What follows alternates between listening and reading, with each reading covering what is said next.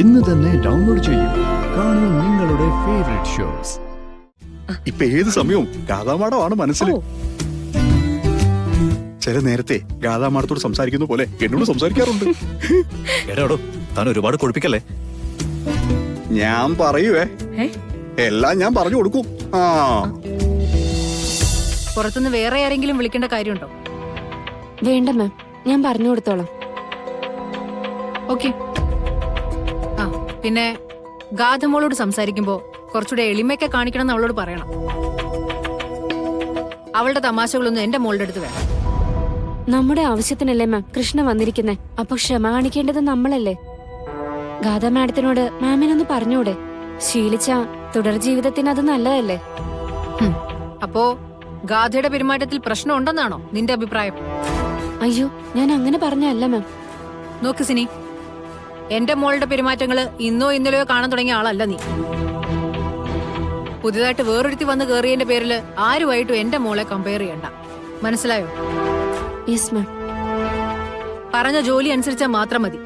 സ്വന്തമായിട്ട് തീരുമാനങ്ങളൊന്നും വേണ്ട. അങ്ങനെ തീരുമാനങ്ങൾ എടുക്കാനായിട്ട് ഒരുത്തിക്ക് വിട്ടുകൊടുത്തതിന് വേണ്ടത്ര അനുഭവിച്ചതാണ്. ഇനി ഇങ്ങനെ പറഞ്ഞതിന്റെ പേരില് ജോലി രാജിവെച്ചു പോകാനായിട്ട് ഉദ്ദേശമുണ്ടോ നിനക്കും? ഇല്ല മാം, മാം എന്ത് വേണമെങ്കിലും പറഞ്ഞോളൂ.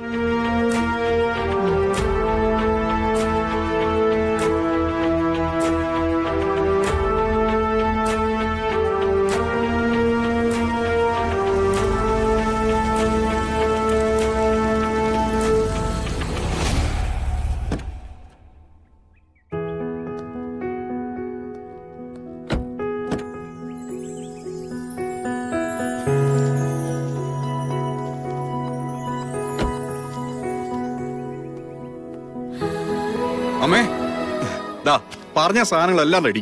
ദാ മുത്തശ്ശിയുടെ മരുന്ന്. അടുത്ത പ്രാവശ്യം നേരത്തെ പറയണം കേട്ടോ. പിന്നെ നമ്മള് സ്ഥിരമായിട്ട് മേടിക്കുന്ന കടയിൽ ചെന്നപ്പോഴേ എല്ലാം പഴയതാ. ഞാൻ മേടിച്ചില്ല. ഞാൻ പുതിയൊരു കട കണ്ടുപിടിച്ചു. അവര് കൊള്ളാം. മാണിക്കുഞ്ഞെ, കൈക്ക് വേദനയുണ്ടോ? ഓ, എന്ത് വേദനയാ അമ്മേ. എന്റെ വേദന പണിയെടുത്താൽ മാറൂന്നേ. എവിടെ സാറ്? നവീൻ മുറിയിലുണ്ട്. ശരി. സുമിത്രേ, നവീനോട് പറയണം ഒരു കാലത്തും മാണിക്കുഞ്ഞിനെ പിരിയാൻ പാടില്ല എന്ന്. പതുക്കെ പതുക്കെ അവൻ ഈ തറവാട്ടുകാരൻ തന്നെയായി.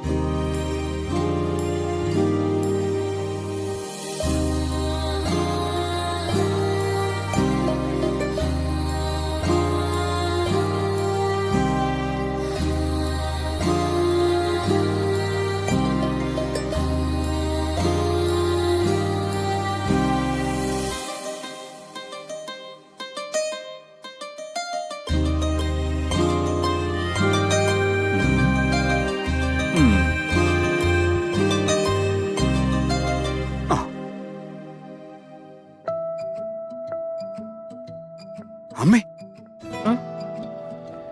ഇനി വന്നേ. എന്താ? ഇനി വന്നേന്ന്. വാ. എന്താടാ? എന്താ? ദേ നോക്കി. വാ വാ വാ വാ. നോക്കി.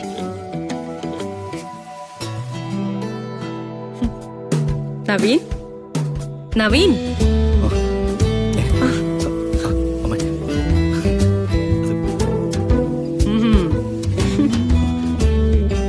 എടോ മാണിക്കുഞ്ഞെ, താൻ പോലീസ് സ്റ്റേഷനിൽ പോയിരുന്നോ?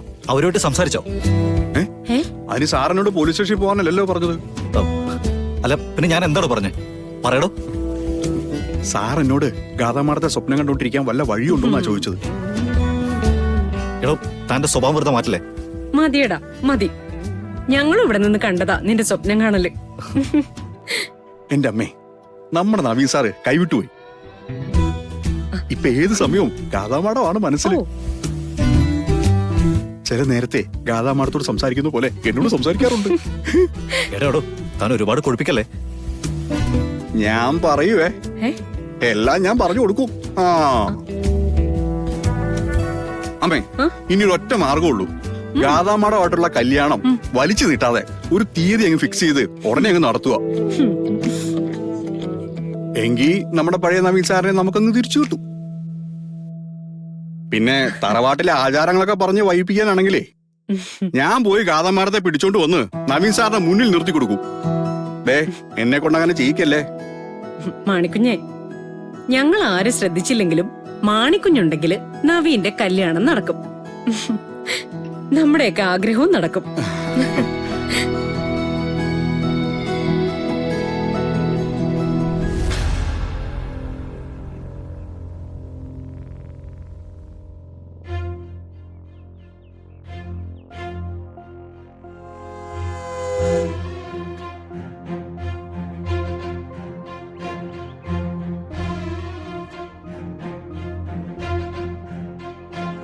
എന്താ നിർമ്മലേ, എന്തു പറ്റി നിനക്ക്?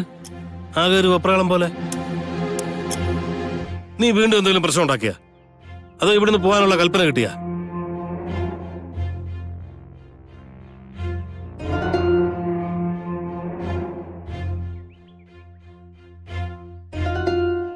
എന്താ അച്ഛാ? എന്താ അമ്മേ? അച്ഛ അമ്മയും കൂടെ തിടുക്കത്തി പോരുന്ന ഞാൻ കണ്ടു. അവര് ചോദിച്ചത് എന്തെങ്കിലും പറയണ്ടേ? എന്താ അമ്മേ കാര്യം? സിത്താരയുടെ മകളെ വിവാഹം കഴിക്കാൻ തീരുമാനിച്ചപ്പോ നവീൻ പറഞ്ഞത് നിങ്ങൾക്ക് രണ്ടുപേർക്ക് ഓർമ്മയുണ്ടോ? നവീൻ അന്ന് പറഞ്ഞത് ആ വിവാഹം നടന്നാലുള്ള ലാഭത്തെ പറ്റിയായിരുന്നു. അതെ, അത് സത്യമാണല്ലോ. അന്ന് ലാഭത്തെക്കുറിച്ച് മാത്രം പറഞ്ഞുകൊണ്ടിരുന്നവൻ ഇന്ന് ഗാഥയോടുള്ള പ്രേമത്തെക്കുറിച്ച് മാത്രമാ സംസാരിക്കുന്നേ. ആ മാറ്റം എങ്ങനെ വന്നതാ? അത് പിന്നെ പരസ്പരം പരിചയപ്പെട്ട് സംസാരിച്ച് അടുത്തൊക്കെ വരുമ്പോ സ്വാഭാവികമായിട്ടും അങ്ങനെ സംഭവിക്കുമല്ലോ. ഗാഥയെ സ്നേഹിക്കുന്ന പോലെ അഭിനയിച്ചാലല്ലേ സിത്താര മാഡത്തിനെ സന്തോഷിപ്പിക്കാൻ പറ്റൂ. എങ്കിലല്ലേ നവീൻ പറഞ്ഞ ലാഭത്തിന്റെ ബിസിനസ് നടക്കൂ. അതല്ല, നവീൻ ലാഭം ഒക്കെ മറന്നു. സിത്താരയുടെ സമ്പത്തൊന്നും ഇപ്പൊ അവന്റെ കണ്ണിലില്ല. അവൻ പറയുന്ന പ്രണയമുണ്ടല്ലോ, അത് സത്യാണ്. പക്ഷേ അവനെ അങ്ങനെ ആക്കി മാറ്റി തീർത്ത ഒരാൾ ഈ കുടുംബത്തിലുണ്ട്. അതാരാണെന്ന് അറിയോ നിങ്ങൾക്ക്? അത് സുമിത്രയായിരിക്കും, അല്ലാതെ അല്ല, ആ മാണിക്കുഞ്ഞ്. നവീന്റെ നിഴല് പോലെ കൂടെ നടക്കുന്നവൻ. നവീന്റെ മനസ്സില് ഗാഥയോടുള്ള പ്രണയം കുത്തിവെച്ചത് അവനാ. ഇത്രയും ഗൗരവക്കാരനായിരുന്ന നവീനെ ഇന്ന് നമ്മൾ കാണുന്ന പ്രണയരോഗിയാക്കിയത് അവൻ ഒറ്റയൊരുത്തനാ. അത് ശരിയാ.